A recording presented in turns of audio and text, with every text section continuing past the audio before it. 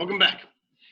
Our final thing in Chapter 18, we're going to be looking at a device which allows us to store electrical charge and electrical energy. Now, the thing with electrical charge and energy is we want to be able to have it when we need it. And as most of you already know, a lot of times electrical energy can be very dangerous. Give you an example, lightning is electrical energy. It's a lot of energy, a lot of charges moving through. That can be extremely dangerous. They always tell you not to stick metal objects into outlets for similar reasons. We're going to look at today at a capacitor, which allows us to store large amounts of energy relatively safely until we need it for until when we have to have it. So we're going to take a look at the concept of a capacitor. Now, a capacitor is similar to a voltaic cell in the fact that it still deals with metal. Okay? But instead of charges being actively ripped off of one electrode and put on the other, what we're instead going to do is we're going to use that metal to store the charges. And so it consists of two parallel plates, two conductors. I'll put these in as conductors, with a space between. Okay, and so we actually have a space here. And what we're going to do is we're going to hook this up to a battery or a voltage source. And so I'm just going to take my red lines here, and I'm going to hook that up, and I'm going to do a really poor version of a battery. B-A-T-T-E-R-Y. You get the idea. Okay, battery. And I'm going to hook this one up over here. Now, I'm going to say that this side is positively charged. I'm going to say that this side is negatively charged. And so when I hook this up, remember, everything wants to be in equilibrium. So initially, these two metal plates are neutral. They have no charges on them. So when I hook the one on the left up to the positive charges are going to, and again, just keep in mind, they don't flow, but we will explain this in more detail. But just remember that since this side, the left side of the capacitor is neutral, and the left side of the battery is positive, charges are going to flow, oops, hang on, different color, until the left side is just as positive as the left side of our battery.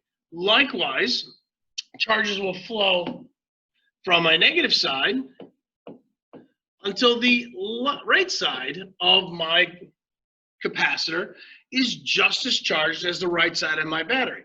Now, and then once this thing charges up, once these things are there, we can then, I'm going to take this and change this out just a touch to a small eraser.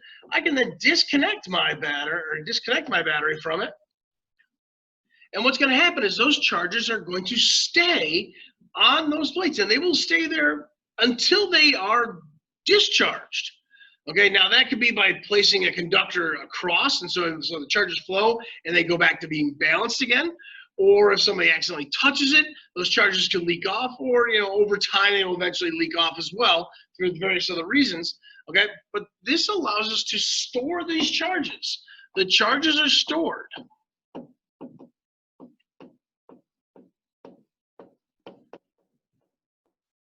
until discharge.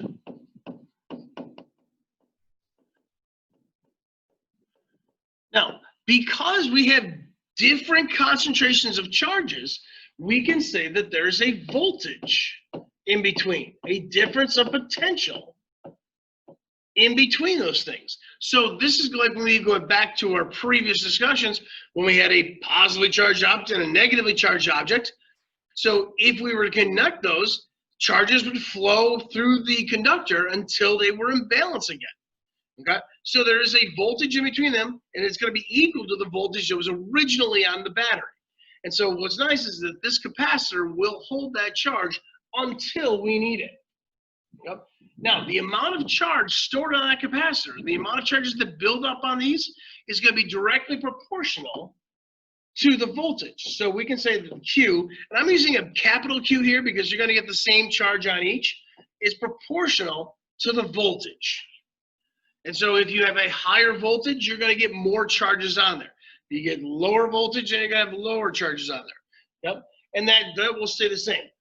Yep. It's also going to be dependent upon the amount that can actually be stored. Because eventually, what's going to happen is eventually you're going to get a large enough charge here where you're going to have an electric field, and eventually, if you get to be big enough, these things will zap. They'll zap across. It'll discharge through there. Okay?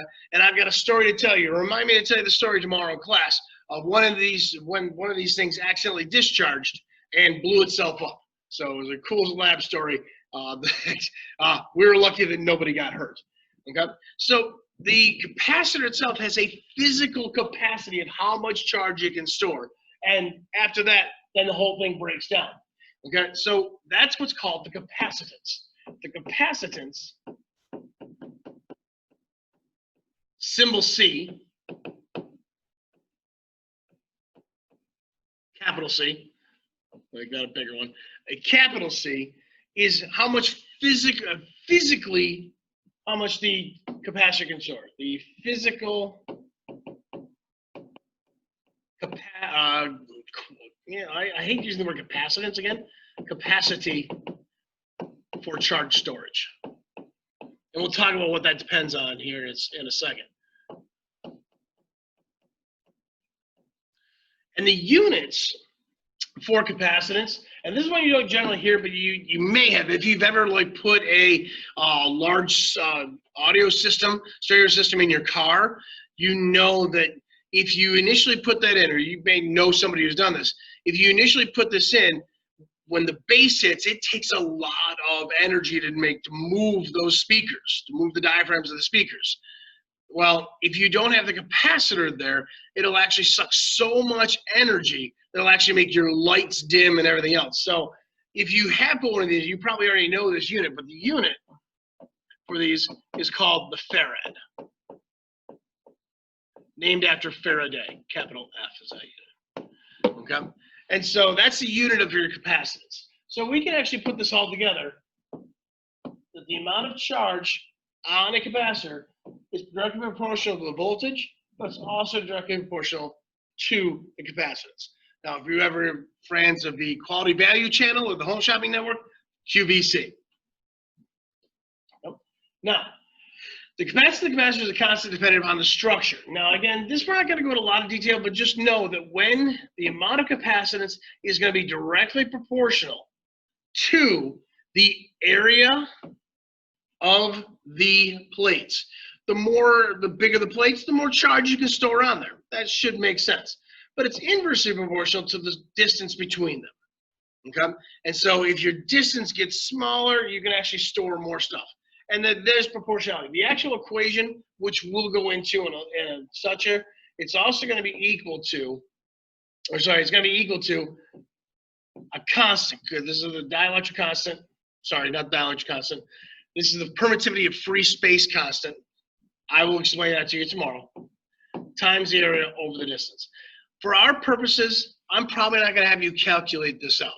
I'm going to have you know this, the proportionality, but I'm probably never going to make you actually calculate them out, and never on a quiz, maybe tomorrow in class for a sample problem or something like that, but never on a quiz. But I want you to know that the bigger the area, the greater the capacitance. Okay? So that's our formula for finding that out. Now, this permittivity of free space constant is relatively small. And so to increase the capacity of how much stuff it can actually put, we want to put stuff in between here. If we could put something, and I'll put this in kind of a blue, we'll do this later. If I could put like an insulating sheet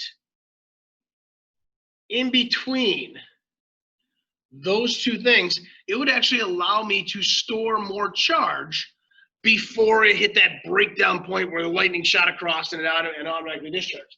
That's what's called the dielectric. A dielectric, there we go, is an insulating sheet between the two. And it's just allowed, the dielectric allows us to store more charge.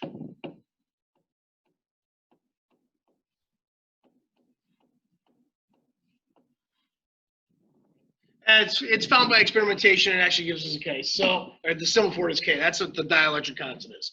So we can rewrite our formula.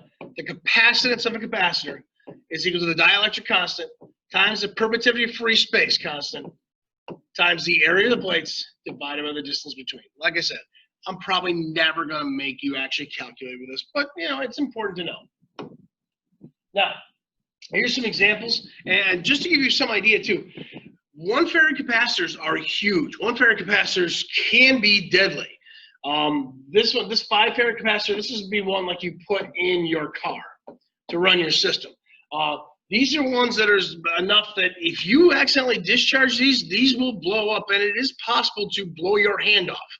And I haven't seen it done, but I will tell you that it has happened, and things have been blown up by this. It can be extremely dangerous. 1 farad capacitors actually didn't exist until about 20 years ago. Okay, they didn't know how to make them.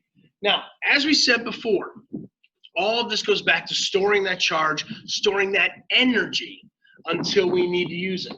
So if I were to look, if I were to graph the amount of charge versus the amount of voltage, I would find that it is a direct relationship.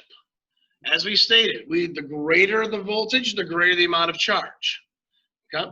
Well, this doesn't become instantly charged either. It takes time to build that charge up on there.